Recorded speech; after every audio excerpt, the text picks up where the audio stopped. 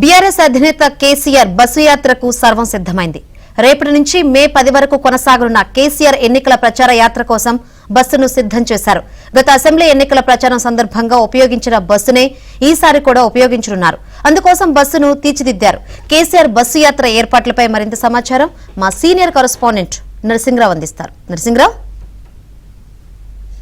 BRS party అధినేత KCR bus యాత్ర కోసం సర్వం సిద్ధమైంది.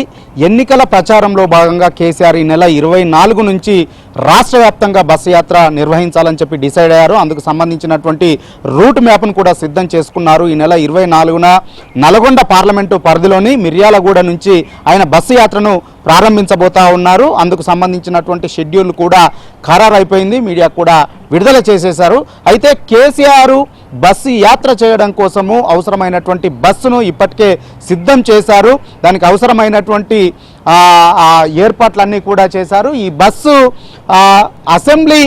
గత అసెంబ్లీ 2023 అసెంబ్లీ ఎన్నికల సందర్భంగా కేసీఆర్ ప్రచారం కోసము ఈ బస్సును తయారు చేపించారు. సో అదే బస్సును ఈసారి లోక్సభ ఎన్నికల కోసం కూడా ఎన్నికల ప్రచారం కోసం కేసీఆర్ ఉపయోగిస్తూ ఉన్నారు. మనం చూస్తూ ఉన్నాము, బస్సు ఫ్రంట్ వ్యూను చూస్తూ ఉన్నాము.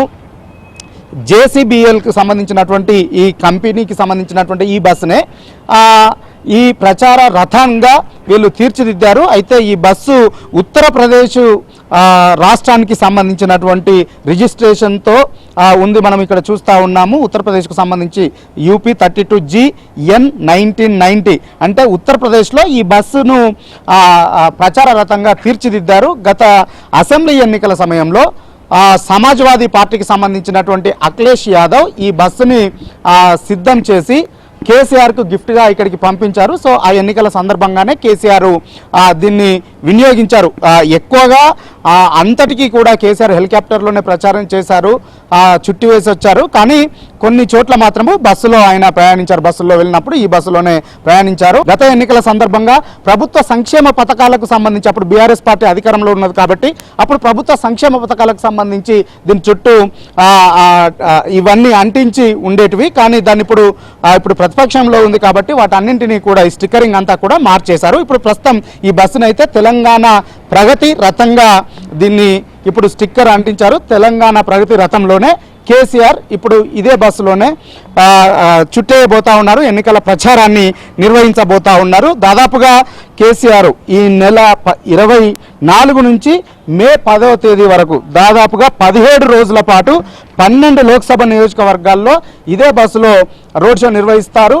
సో ఈ బస్సులో కేసీఆర్ వెంట కొంతమంది ముఖ్యమైనటువంటి నేతలు మాత్రమే, ఆయన వ్యవహారాలు చూసేటువంటి నేతలు మాత్రమే ఈ బస్సులో కేసీఆర్ వెంట ఉంటారు. అందులో ప్రధానంగా కర్నె ప్రభాకరు, మారెడ్డి శ్రీనివాసరెడ్డి, గాదరు బాలమల్లు, క్రిషాంక్ వంటి కొంతమంది నేతలు మాత్రమే ఈ బస్సులో ఆయన వెంట ప్రయాణిస్తారు.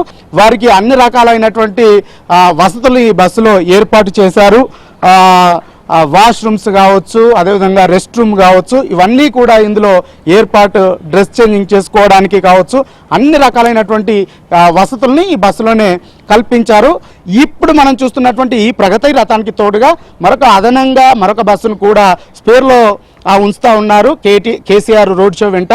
సో ఈ వాహనానికి ఏదైనా సమస్య వచ్చినట్లయితే వెంటనే ఆ వాహనంలోకి షిఫ్ట్ అయ్యే విధంగా మరొక బస్సును కూడా సిద్ధం చేశారు. మిర్యాలగూడ నుంచి కేసీఆర్ ఎన్నికల ప్రచార బస్సు యాత్ర ప్రారంభమవుతుంది. అందుకోసము మొత్తం సర్వం అంతా కూడా సిద్ధమైందని చెప్పొచ్చు. వీడియో జర్నలిస్ట్ మధుతో నరసింహరావు, ఏబన్ ఆంధ్ర.